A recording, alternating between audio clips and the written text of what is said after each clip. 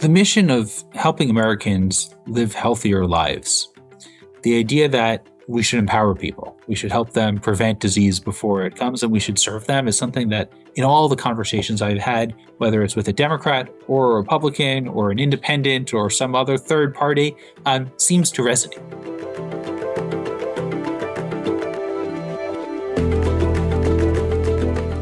Welcome to The Other 80. I'm Claudia Williams. 15 years ago, Congress created a new center with a unique mandate to test new ways of paying for and delivering healthcare. And if any of those models proved effective, it could expand them nationwide without further approval from Congress. Since then, the CMS Innovation Center has tested dozens of models. Some worked, many did not. I asked Abe Sutton, the new leader of the center, to join me for a candid conversation about the next chapter. This is a conversation about the machinery of health policy and whether and how we can deploy it to produce outcomes at lower costs instead of just tinkering around the edges. So please welcome Abe Sutton to The Other 80.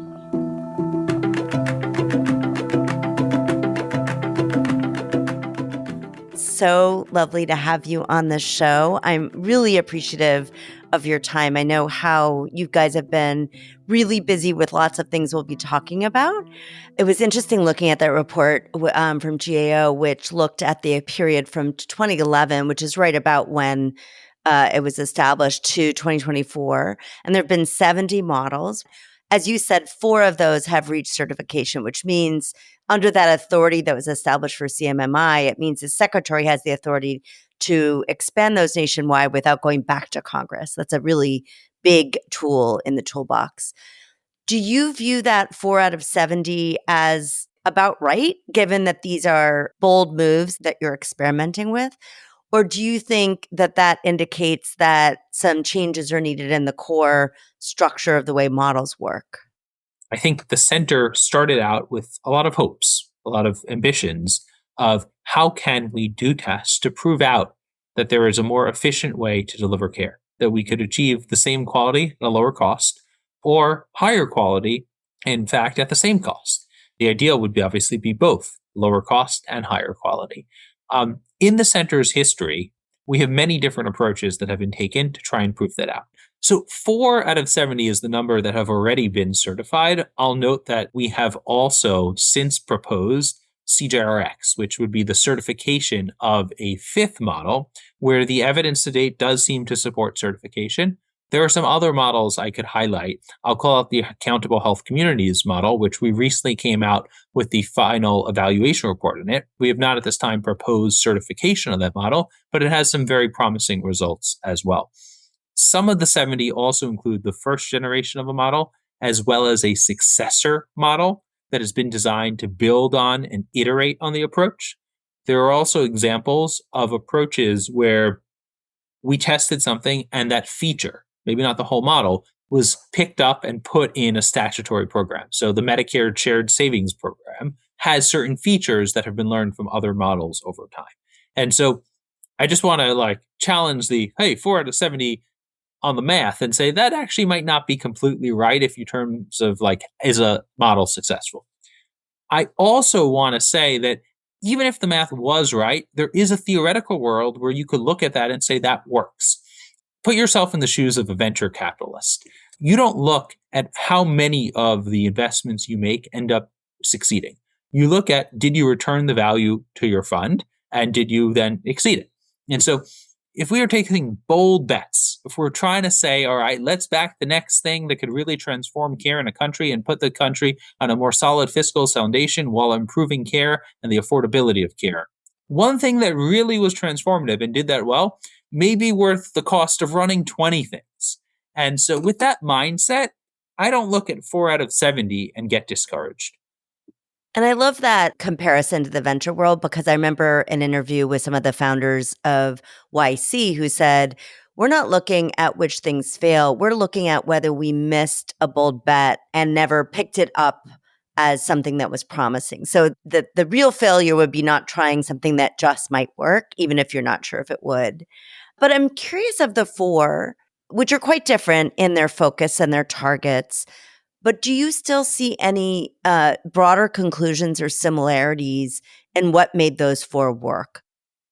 It's a great question. Yes, I think mandatory models hold a high degree of promise, both from an evaluation perspective to be able to know we have generalizable conclusions, but also for avoiding cherry picking, risk selection within the scope of a model. Lesson one. Two, I do believe downside risk is effective at driving attention and engagement. And so I think that helps in terms of getting a change in behavior as opposed to people taking an option on something that then maybe changes something, maybe gives in savings. Let's just see how we fall and doesn't really change care delivery. Three, for some foundational things that are big, it's important to give certainty so folks can make the investment and can change how they are delivering care. And so you don't want a gap between the first generation and the second generation of experimentation. I'm thinking of kidney disease in particular. That's one lesson we've learned looking at our history. You want to ensure you have the theory of action of who you're engaging and how you're going to get them to change. That's important to work out.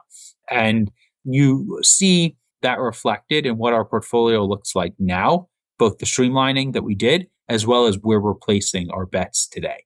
So you see big, bold bets on we can align incentives to make things work for payers and manufacturers on drugs. You see big, bold bets on outcome aligned payments are areas we should continue to invest, including using technology. And then you see big, bold bets to go upstream on prevention and try and head things off before they get more severe.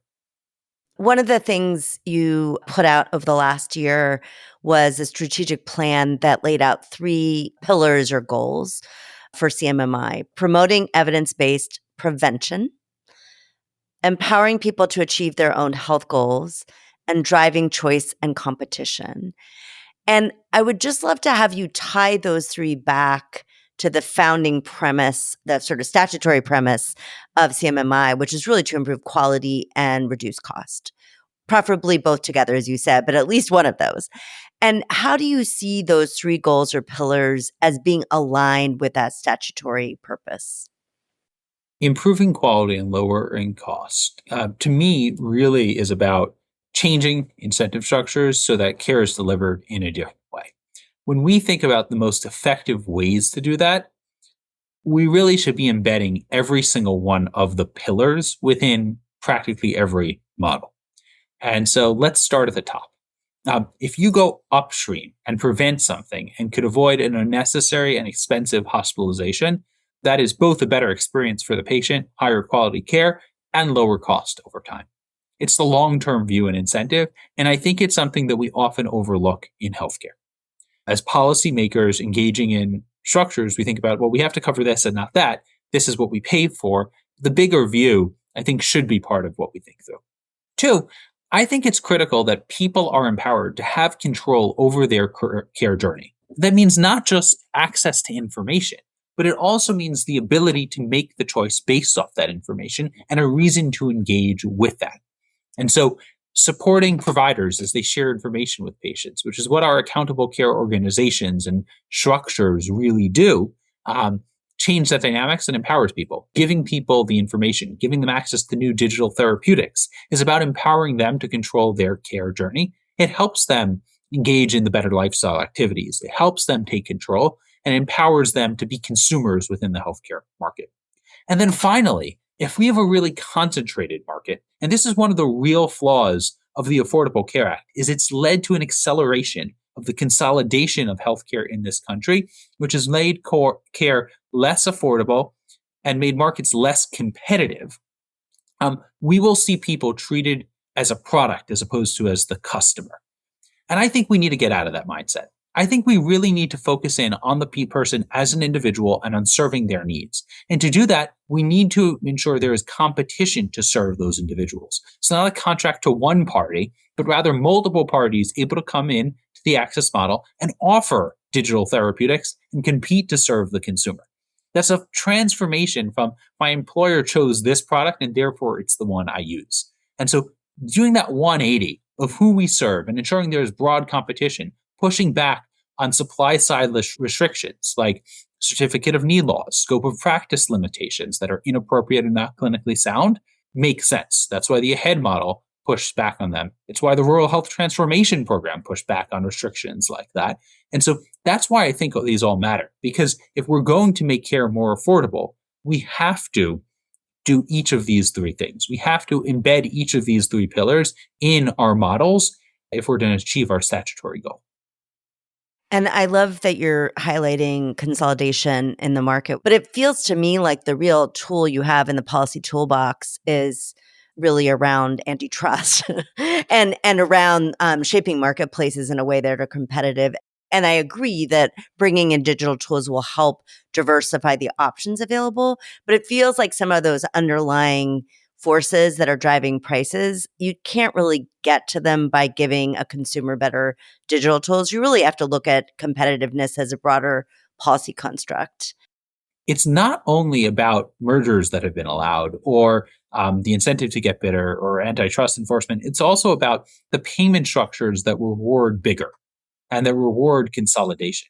So in Medicare Advantage, we have a medical loss ratio that enables you to realize profit up to the 15% with your profit and admin costs. And then everything else must go to medical expenses. Well, it turns out that that just means you need to acquire physician groups, capitate out the cost, and then profit on the other side of your business. What are we doing? We're playing games that encourage provider payer consolidation. This is one of the most wrong-headed policies adopted this century of what we have with the medical loss ratio and Medicare Advantage. The ACA has fueled massive consolidation at a time that it also layered in cuts to the Medicare program, but continued to pay in an unequal manner to reward services done on an inpatient basis or as a employee of a hospital as opposed to those done on an independent basis. So that hospitals also had an economic logic to roll up physician practices. Just like compounding this, let's just talk about drug spend and how 340B works in this country and how the oncologists really could be paid a lot more on an unemployed basis than they could practicing independently.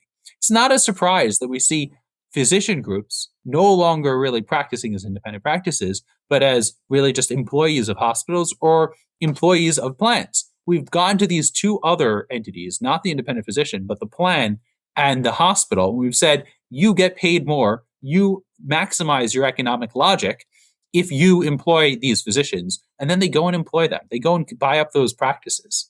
And it's hard from an antitrust perspective to look at the acquisition of one practice with 3 doctors and say that's an enforceable antitrust activity. But it is possible from a payment logic to say, let's pick apart these bad policies that have fueled consolidation in this country. That's why I look at CMS authorities.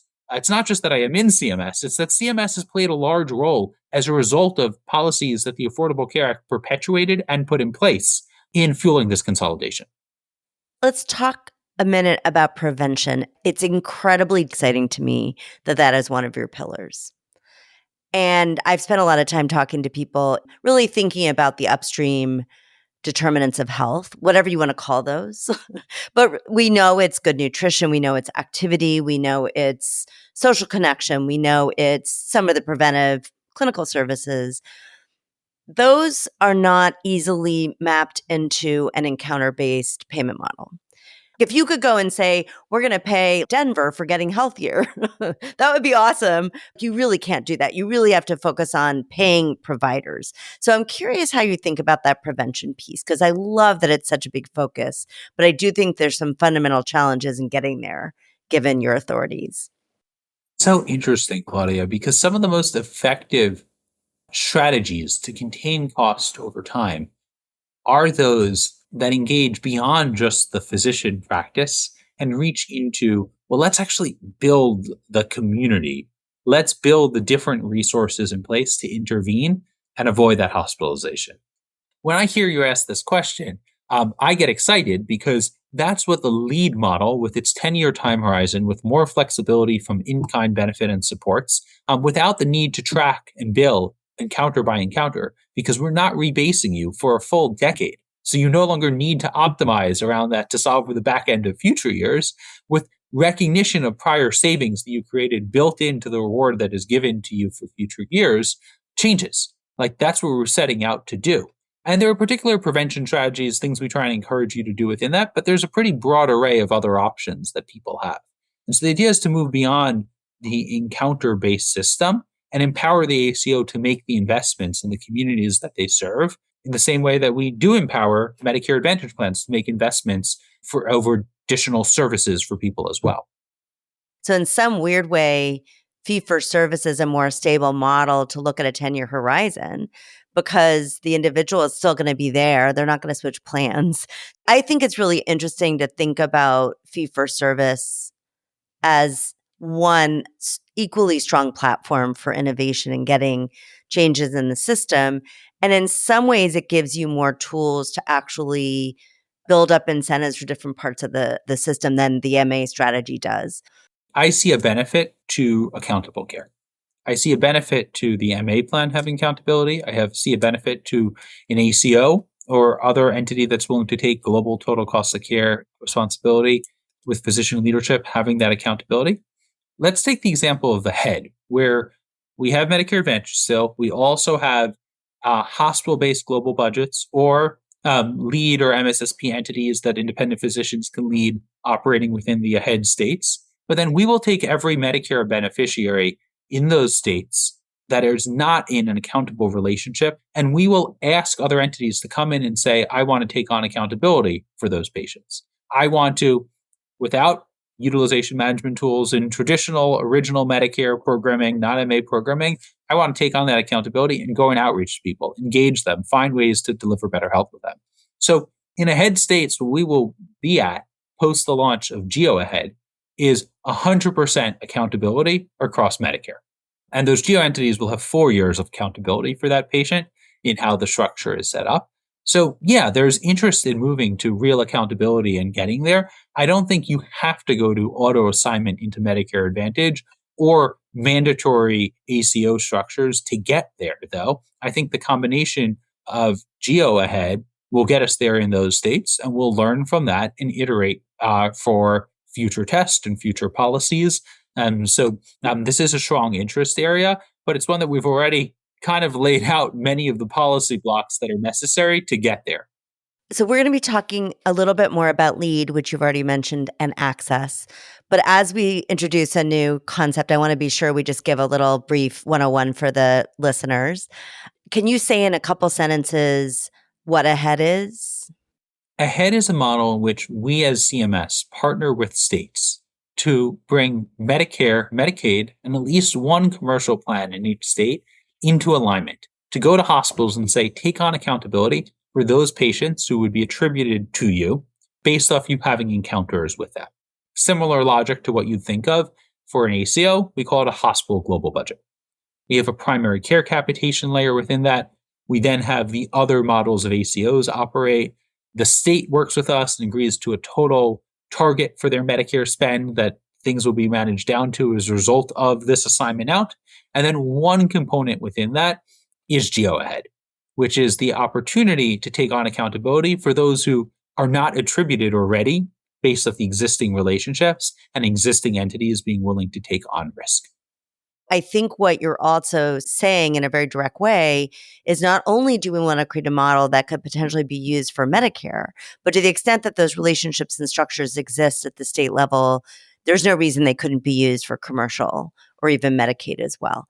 And there have been multiple attempts to do those multi-payer efforts. They've been challenging. They're hard, but it still feels like it has to be the right way to go. That's exactly right. And AHEAD builds on prior iterations of models in Maryland and Vermont in laying this out. It's a model that we've extended the timeline on since coming in to ensure there is a sufficient roadmap of time to ramp up and time to operate to draw real conclusions. It's transformation of the care delivery system. We are giving states the option to assign Medicaid risks to those same geo entities if they choose. We're also giving them the option to do it only for dual eligible beneficiaries if they choose. And so we'll work with states on the approach that's right for them. I remember a conversation on this podcast with Natalie Davis from United States of Care, and they had just finished a report looking at patient views. If you go and talk to folks around a kitchen table about things like value-based care. And the resounding response was, I don't know what that is. and it sounds hostile to me. And all I really want is access to providers and not to break my bank, right? I want basic care and I want to not break my bank. I am a true believer in these tools of policy as being the right way to get to the environment that's going to be right for that Medicare beneficiary and helps them accomplish those. But this often feels very remote from their day-to-day experience. Could you describe in a few years, if you're wildly successful, how that experience might be different for a Medicare enrollee? What would actually be different about their encounters with the health system if these things work? Fundamentally, I want the healthcare system to proactively try and engage people in health, in their care, and ensure that they have the support they need. And so when I think about navigating this system, it's just confusing. Whenever I've been in a moment of emergency and stress, and I'm someone who works in healthcare, but I panic somewhat. And I'm like, well, I don't know what to do now. Do I go to the emergency room? Is there an urgent care I go to? I went to the urgent care and they actually don't do stitches here anymore. So then I had to go to the emergency room. Like that was a literal thing that happened to me where I'm like, why am I sitting in the emergency room waiting to be stitched up? Because I couldn't find anyone else to handle this. And more serious things with loved ones where we've had to navigate stress as something that could be life threatening. It's hard. So I want to have a healthcare system where people have support in the moments of need and have help navigating it, where people are engaged in the time between visits and not just, oh, well, here's my 21-minute increment that I will bill for, and therefore I will engage with you right now in this moment and not worry about you once you walk out the door. And so changing that so that we have a proactive system that tries to engage people would be my first and foremost goal. It also needs to be one where the care itself is affordable. And we have a system where, just given productivity growth that we've seen in this country in other fields that we have not seen matched in healthcare to the same extent, care has gotten more expensive because it's labor linked. Staffing ratios of how many patients each nurse can handle have not changed drastically this century, nor would we want them to. But if we could get engagement earlier, and if we could support people with agentic solutions and with new drugs so that avoid the need for the hospitalizations, that will unlock productivity. And so encouraging investment in technologies, encouraging investment in new drugs, I think can enhance the quality of care that we experience in a way that is deflationary over time. And so I think affordability, in addition to the proactive nature, is an important thing to have front and center. And then if I was to name a third thing beyond a proactive system that engaged me and gives me affordable care, is I think it needs to be one that has restored trust in the American people in the system. People need to know that they're getting real information, that they are in control, and that they can rely on it. And I'm thinking not just in the remit of being empowered in the system in the way that I was describing earlier, but also just trusting that I am getting real science, that I'm getting real advice that I know has my interest at heart that I could rely on. And so there are a couple of policy implications that come from that in how we regulate market access and how we regulate what could be said, and that I think are real lessons we need to grapple with. That's a really great segue to talk about access. And I'll give my version of the snippet so you can correct me and talk more about it. Access is a really interesting model that, imagine my dad is in Medicare fee for service. He goes to a primary care provider. He lives in a continuing care facility, so it's on-site doctor. Now imagine that doctor within the Medicare scope could partner with a diabetes management company, could partner with somebody that does remote patient monitoring for hypertension, could partner around depression. Often those occurred within the MA plans, but there really was no way to provide those within the standard Medicare structure. So you've now opened up access. You have 150 companies who have already signed on to participate. And I'm curious, as you think about it, what is the bet you're making with access at its most core? Is it around that proactive care?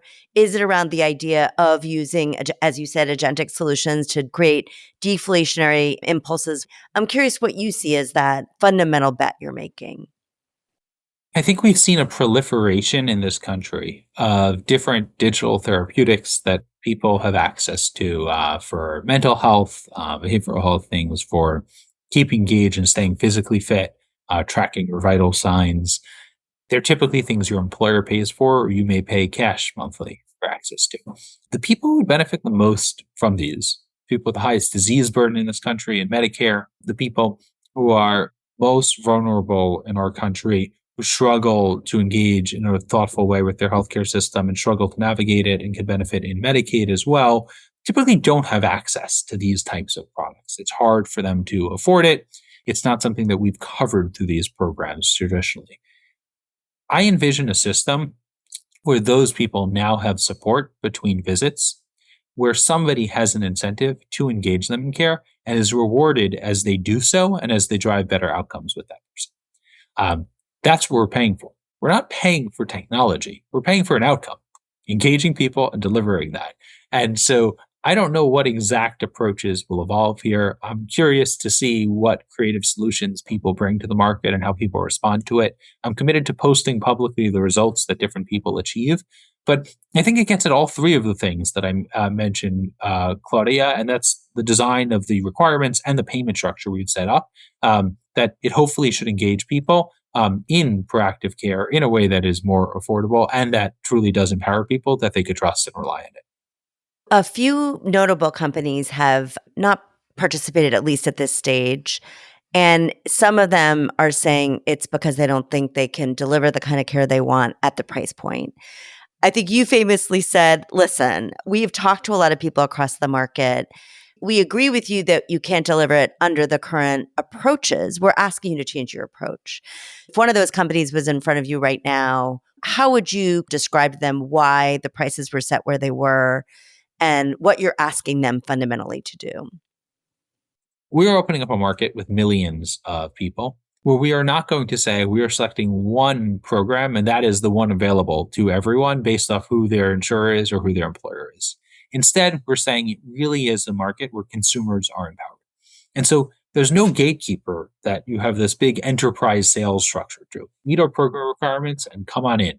And you know what? Your competitors can as well. And whoever has the best product that people want to use will be the winner. And so my answer to them would be that there's a different cost structure required to compete here. It's a simpler one. And also that we are going to reward those that have the best clinical results because that information will all be public and people will vote with their feet and choose to go to the solutions that are the best. That's what I expect to see happen. And so I think there is a benefit to coming in if you think you can make this price point work, because at scale, then it is something that could be remunerative in the way that they are looking for. Now, in the event their cost structure is such that they are incurring costs far exceeding the costs of what we agreed to pay here, then it really doesn't make sense for them unless they see a way to iterate and improve and bring that cost structure down. And that's okay. In that case, they should sit on the sidelines. They should try and improve and become a better operating organization and more efficient for this program, and then choose to come in the future when they're ready to do so. I am excited that on every single track, we have applicants who came in and want to serve the American people through Medicare. And I'm excited about the conversations with other plans that are exploring other approaches and working with us to align on what those will be as they launch them for plans that have signed the Access Payer Pledge. I think this will be a real market. And I also recognize that not everyone is ready to operate within it, and that is okay. They should make the decision that is right for them. First of all, I so appreciate your time again. I know the demands are great. And I think sharing this kind of thinking about the fundamentals and the premises and philosophy really helps the market and helps policymakers across the board understand what to expect and how to partner effectively. You talked about the need for trust and to make sure people know that what they're encountering is the best possible option, science-based option. And I want to just talk a little bit about the framing of the strategy around MAHA, because for some people, that framing felt like such a fundamental acknowledgement that we had not been addressing health, we had not been addressing nutrition, and I think a really welcome move. For others, that has been now associated with some public health policies, vaccination strategies that folks feel nervous about or uncertain about. And I guess I just want to use that as to ask you the question. You are holding this organization and the strategy for this administration, and of course informed by the policies of this administration. But you're also trying to build something that will be able to attract people across the aisle and show progress over decades to come. So how do you think about making progress against the agenda you have as a political administration, while also being sure you're creating a platform that can invite lots of different people across lots of perspectives to participate and help you make progress? The mission of helping Americans live healthier lives, helping them be the healthiest and best version of themselves, the version that they secretly aspire to be, is something that I think should resonate with all Americans. The idea that we should empower people, we should help them prevent disease before it comes, and we should serve them is something that in all the conversations I've had, whether it's with a Democrat or a Republican or an independent or some other third party, seems to resonate. The core ideas of what we're working on here are things that I expect to endure in future administrations of either party. I think the core of our strategy is something that really resonates with people and people see as long overdue. It builds on elements that were built in the past, and that is true of any administration. We stand on the shoulders of those who came before us, but it is pushing forward in a particular direction and one that I think was necessary and that I think will continue no matter what happens. There's a reason why some of the biggest proponents of the move to help Americans live healthier lives and make America healthy again are people who were once Democrats as well. This is something that should not stop at a partisan edge. It's something we should all embrace and move forward together. And so this is really about being curious about the best approach, experimenting, finding it, and then expanding out and building on that and in giving insight to people. So being transparent in our evaluation. So they see, yes, this is credible. I agree with the conclusion that was reached, and therefore I know I can rely on it. And so the approach that the secretary has brought has really informed how we've thought about evaluations and being public with them. It's informed how we've thought about the experiments we've taken on with the Maha Elevate model to build a foundational evidence level. And so I expect that there will be implications of our strategy for years to come, regardless of which president holds office at any time or who they have appointed to fill my shoes.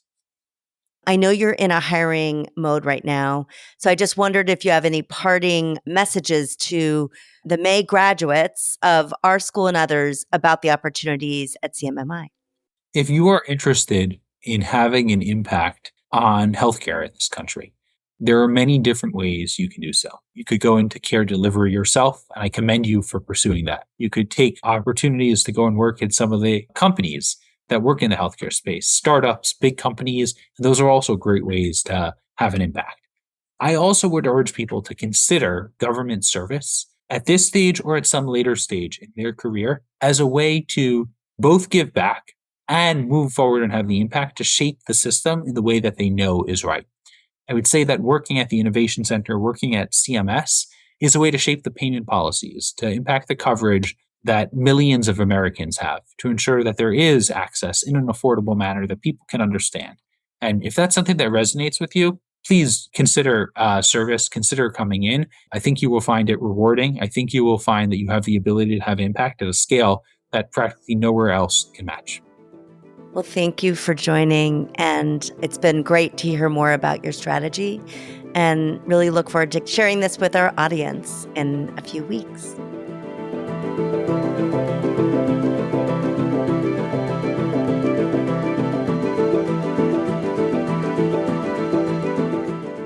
In the next chapter, Abe thinks CMS needs to make bigger bets. He wants to see longer time horizons, more accountability, more flexibility to invest in prevention, and outcome-based approaches that reach people between visits. But the challenges in their way are real. Prevention is famously hard to finance, consolidation is already deeply embedded, and digital tools are not the magic wand they were pitched to be. The real test will not be whether a model works on paper, but whether patients start to actually experience the intended benefits. A system that is more proactive, more affordable, easier to navigate, and worthy of their trust. This podcast was created by me, Claudia Williams. My podcast producer is Avery Moore-Kloss. Check out the show notes for more information on Abe Sutton and the CMS Innovation Center. There is more information on my background, this podcast, and our guests on our website, www.theother80.com. Until next time, I'm Claudia Williams.